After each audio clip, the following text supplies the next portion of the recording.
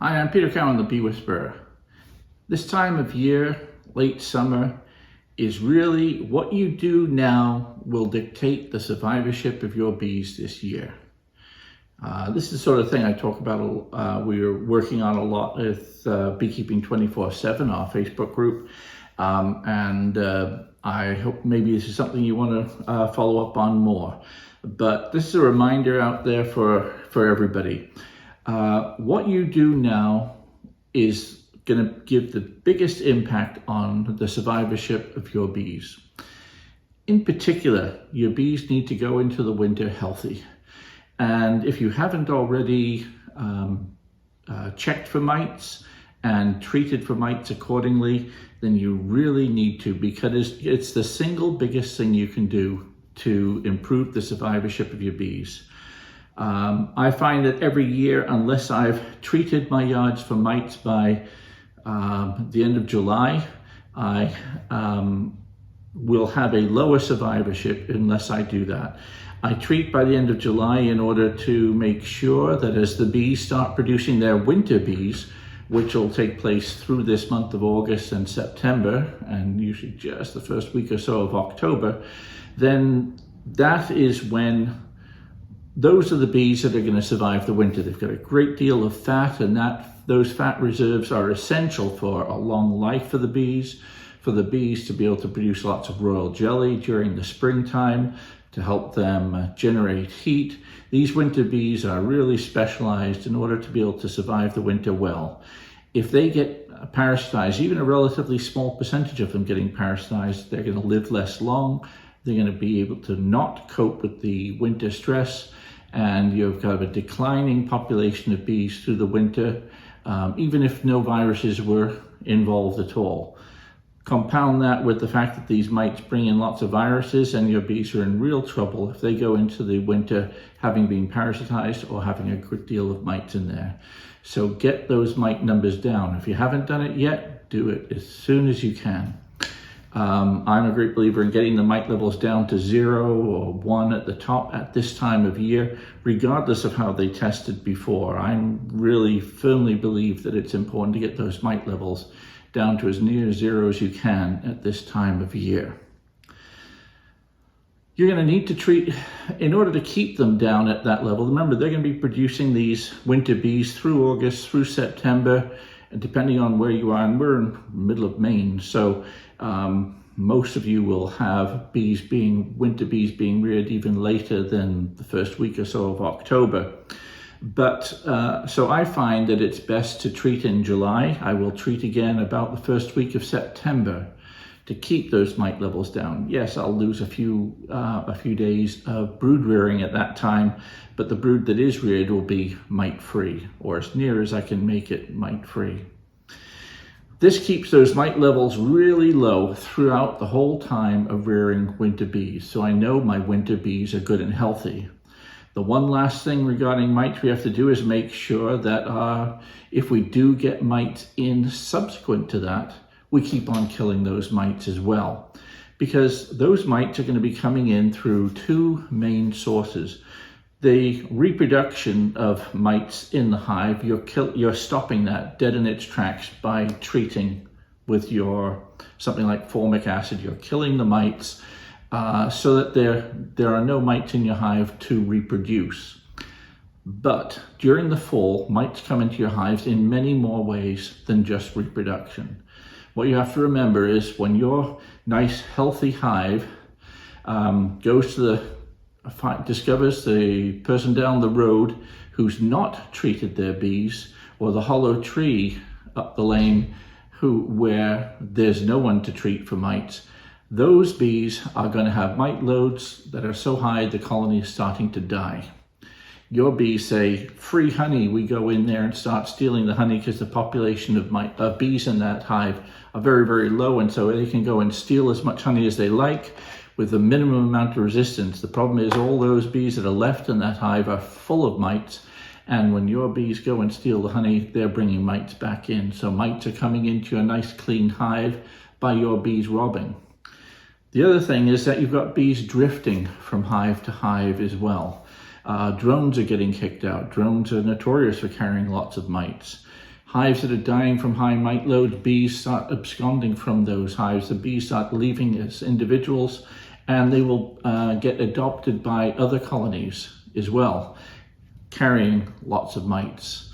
So the drift of bees from one hive to the other will be the other major cause of mites. Robbing and drifting.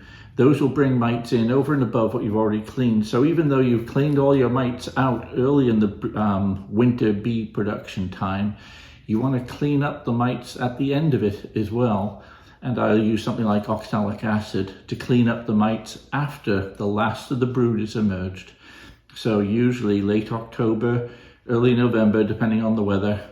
And if there's warm weather where they can fly through November, I might treat them again in November, even December, because if it's warm enough to fly out and rob from dying hives, it's warm enough to bring mites back into your hive. So basically, I don't know when I'm going to stop treating for mites in the fall, but it's about the time when the bees stop flying, or at least I think they've stopped flying now for the winter. That gets my hives nice and low and keeps them low.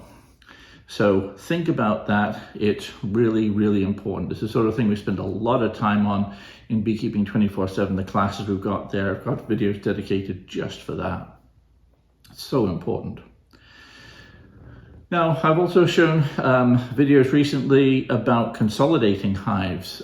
So basically, the next stage is to prepare our hives physically to make sure the population is ready for the winter.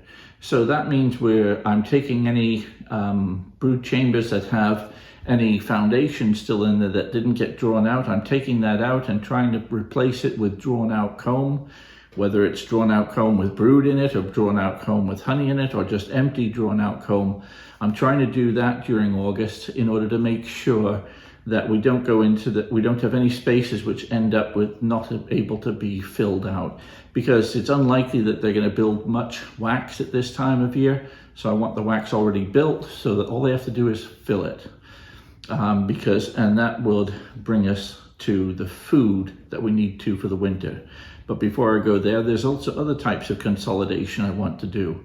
So I make sure that my brood chambers have only drawn comb in them, but I also want to make sure that I've got a viable population of bees heading into this fall preparation for winter.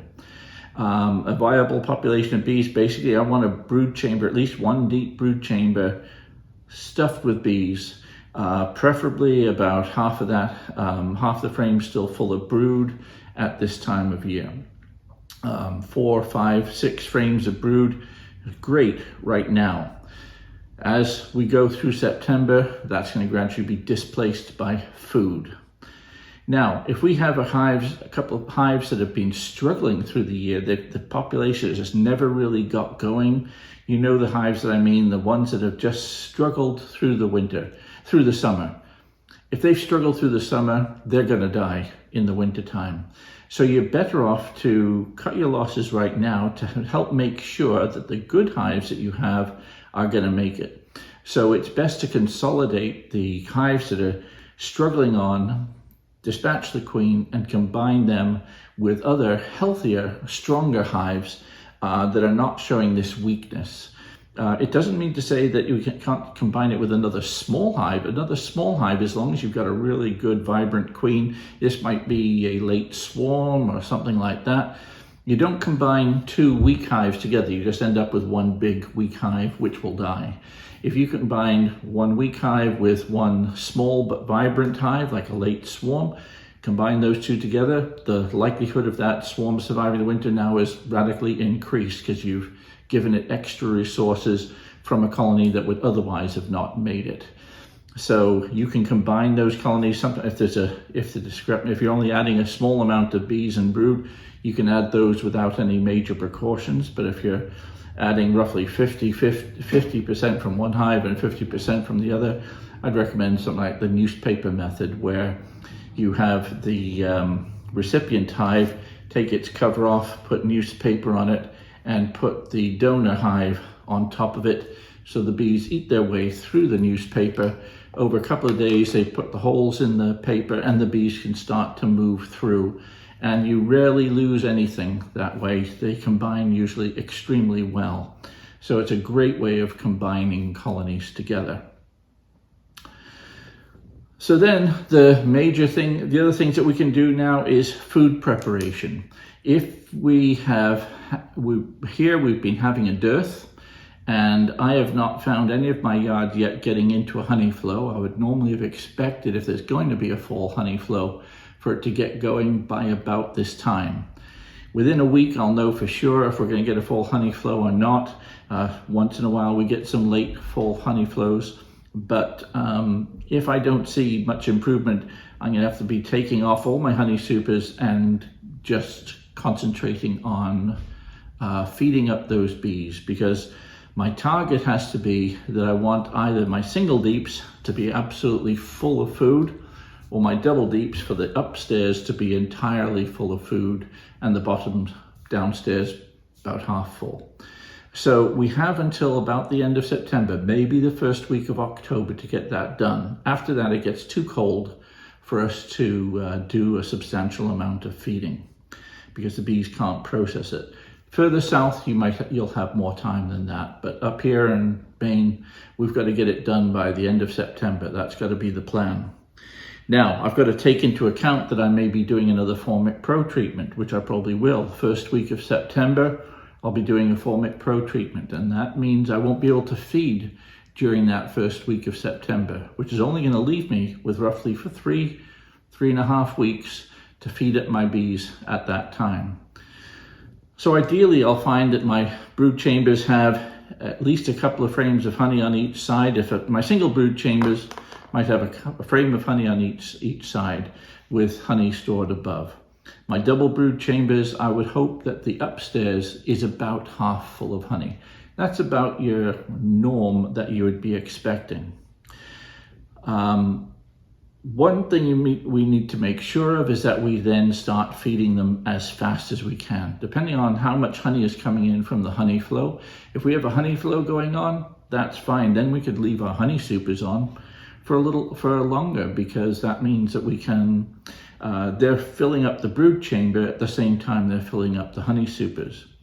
If there's no honey flow on, and we still have a long way to go in the brood chamber to fill it up, we've got to take off any options for honey supers, take them off, and start feeding 2-to-1 sugar syrup. And remember, feeding them 2-to-1 sugar syrup is about the best food you can give them for going through the winter. It, in many cases, is better than the honey that they can make in the fall. And that's why I have no reservations at all about having a single brood chamber hive would take off all the honey, and then they go through the winter on virtually 80-90% sugar syrup, because sugar syrup is 100% sucrose, and they can digest all that sucrose syrup without needing to go to the bathroom through the winter time. Whereas fall honey can have a lot of undigestible materials. The darker the honey, the more undigestible material there is. And if we have 2 to 3 months where they can't fly during the winter time, and they've been eating nothing but dark honey, chances of them surviving the winter are pretty slim, because they can be in real trouble then. If we get some breaks in the weather, fine, they can go out and defecate and clear their guts. But remember, dark honey can contain a lot of undigestible material, which the bees need to fly out of the hive to be able to release. Otherwise, their guts get compacted and full of junk, and they can't survive that. So sugar syrup is an excellent winter feed. Don't feel bad about giving them sugar syrup for the winter. The more concentrated the sugar syrup we can give them the winter, the better. And if need be, give them an entrance feeder, hive top feeders, give them any means that you can to get them to fill up every frame as the brood emerges, so that by the time we get to the end of the month, they're more or less full of food that will help them survive the winter. We'll go through more, I'll post more things about that later on in the year, but the key thing is we have a limited time to feed them, and taking into account some of the time is going to be spent treating for mites when we may not be able to feed, like with Formic Pro that I use. then we've got to act quickly come the time when we do need to feed. We can usually feed a little bit in October or so because the last food in is usually the first food out, but we need to make sure the hive is more or less full by the end of September. So right here, I'm not seeing any signs of a honey flow right now, at least in a few of my yards. I haven't been to the other lot since the start of when the honey flow normally could be. But having said that, those are my hives of relatively small hives. My yards of relatively small hives, relatively late nukes. If I get honey production from them, I'm going to be delighted. But right now, I'm going to be pleased if I have to feed less than 10,000 pounds of sugar, because I see very little signs of a honey flow here right now in Maine. Some areas I'm hearing that there is a honey flow, so it is really patchy. We're getting a bit of rain today. Maybe that'll help. Who knows? The later goldenrod species have only just come into bloom. They'll be around with us for a few weeks, so I'll keep my fingers crossed, because I really don't want to have to spend so much time feeding, and I really would like to harvest a bit of honey, fall honey myself. I can't complain about the amount of honey I got of my summer honey, even though my hives are relatively small, but I'd really love to get a bit more fall honey, because I'm going to be going to quite a few craft fairs. I'll be at the Common Ground Fair here in Maine, in Unity, Maine, in a few weeks' time, about 4 weeks' time. I've got the Bangor Mall Craft Fairs, 3 of those this fall, the Maine Harvest Festival in Bangor in November. So I've got a lot of places where people will want my honey, so I would like to produce more than I've got so far. So fingers crossed, we'll hope that we do get some of a honey flow, but right now it doesn't look that way. So getting back to the main point, if you haven't treated for mites, get on with it. Don't waste another day. The weather conditions are great for treating for mites now. Consolidate your hives, write off the ones that don't look like they'll make it, combine them with stronger colonies, and start checking your food resources and see if and when you're going to need to take your honey supers off, and to what extent you're going to need to feed, and be ready for it, because you've only got a few weeks to do it once that's happening. I'm Peter Cowan, the Bee Whisperer. See you next time.